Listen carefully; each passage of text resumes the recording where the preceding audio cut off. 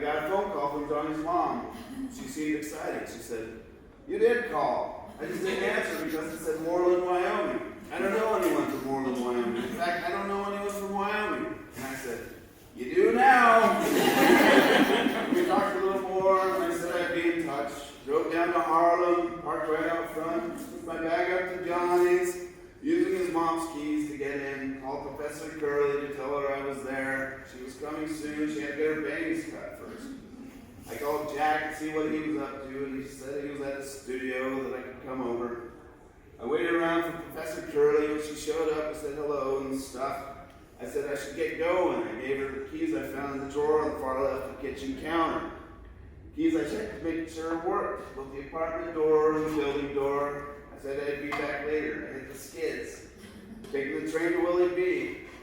Which, I mean, the fucking trains, they hurt even more now. They hurt even more when you've been living in Free Willy, Vermont. I mean, I don't know. I don't have COVID now. I'm sure I'll get it before this trip is through. I mean, I hope not. I got work on Sunday, but still. I mean, people are still pretty good about wearing masks on the train, but you can't all those people in the sardine cans. I mean, for an hour at a time. I mean, I got to Willie B, bought a 12-pack Modelo, took to Jack's studio, got up for a while, drank beer, played some tunes, talked some more. Eventually I left, got back on the train, took the L train to 8th Avenue. When it turned out the AC was running on the 6th Avenue line, I took the L train back to 6th Avenue, waited. Finally the train came, I got on. It was a weird one. I didn't understand what was happening. Half the train was unhoused people. The other half of the train was people afraid that the unhoused would somehow hurt their feelings if they sat next to them. I didn't care. I sat down, wish I had something to read. I didn't. As I sit there, an unhoused man had some very prevalent mental health issues, asked me for some money. I took my wallet out, tried to hand him $2. He wouldn't take it. He started yelling at me. "Give me $20. I won 20. I have a family. Give me the 20. As he was doing this, his spit is flying out of the corners of his mouth, hitting me in the face. I'm trying to hand him the $2, and he won't take it. I keep pushing it towards him, and he keeps yelling, "I want 20. I got a family. Give me 20. I just want him to go away. I didn't appreciate how much he was spitting on me. I didn't appreciate how much he was spitting on me. He wouldn't back up. I was doing some hand motions to get him to go away. Half the train was afraid the poor people were staring at us aghast. The unhoused people were also looking. They were just annoyed. They were sleeping at first. This guy was causing trouble. I mean, I don't know what they were thinking, but if it was me, I would have been thinking this guy's going to get us all in trouble causing a scene like this. One of the guys got up and kind of got in the unwell guy's way, so he had to back up. At that point, he took my $2, scooted away. I mean, I guess to go demand money from someone else, I don't know. I felt sorry for him. The guy that helped me sat back down. He said, "Fucking cockroach. That guy's a cockroach." I mean, this made me very sad. The fact that there's a hierarchy in the ranks to unhoused people living on subway cars. The fact that half the train just wanted it to go away to pretend it wasn't happening. The fact that there's no help for any of these poor people. I mean, poor in the lack of money way, but also poor in these poor souls who just want to live their lives, and it's just too fucked up and nobody really cares. I know people care, it's just isn't the problem, it's systematic. There's no amount of money you can hand out on the train that will help anyone out. I mean, the person might use it for food or something to take the edge off, but it doesn't matter. Tomorrow, yesterday, the next few hours, the next few minutes, I mean, nothing will change for them. They're human beings that need help. I mean, whatever. I spent the rest of the train ride thinking about how to help these people, how it would be possible. I came up with nothing but sadness. I mean, it's all sorts of things we could actually do. I mean, not allow landlords to buy up all the property and rent it back to us for amounts we can't afford. We could change those laws. Make more affordable housing. Have more people out every night trying to connect with these people. Get them into shelters, feed them, give them some dignity back. I mean, I don't know. We could get police care, we try. Then we could bring Giuliani back and put them in buses and ship them to New Jersey. Nobody has to look at them. We got them and send them to predatory places like a covenant house so they can get raped by a priest. I mean, I don't know if anything up there is dedicated to fixing this problem, but I mean, it's just raising money for guilty, wealthy people to pay for people to go out and give people blankets and food. Doesn't do shit. I mean, we need housing laws.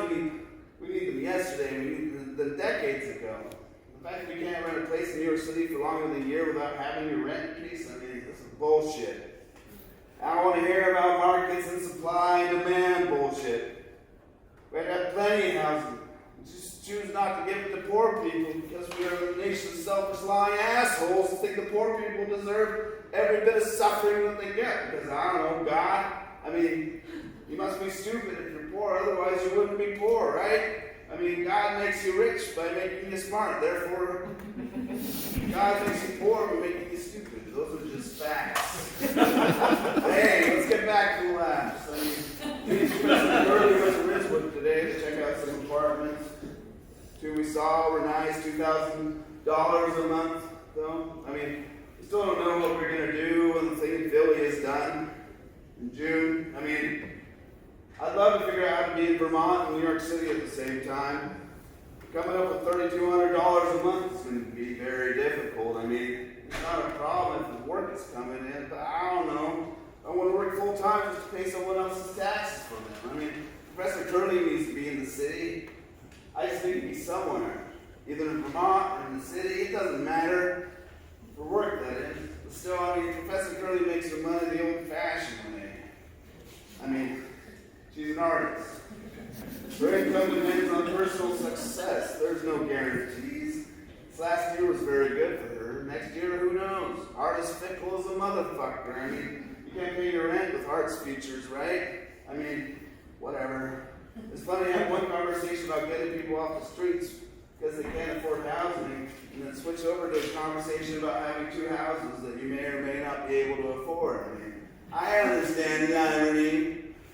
But that is the rub, and shit is the problem. I mean, in all things, housing is in fact a zero sum.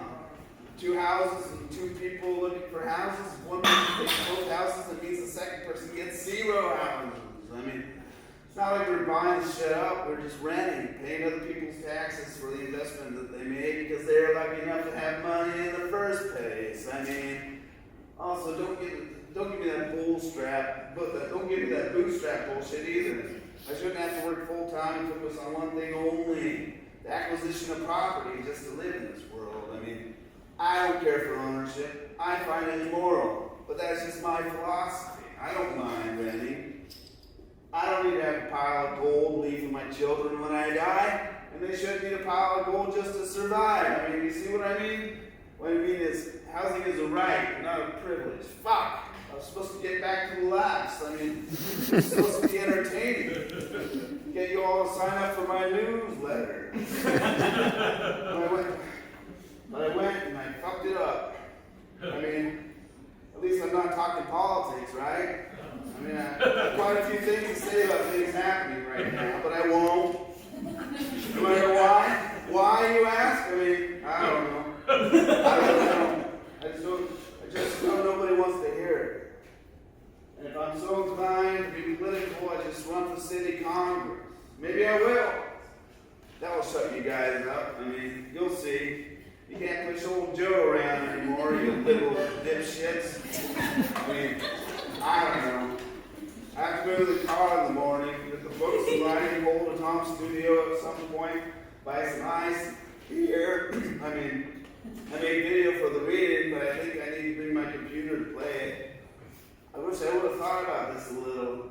Could have put the shit off the thumb drive or something. Maybe Professor Curley has one. Maybe I can go out and buy one tomorrow.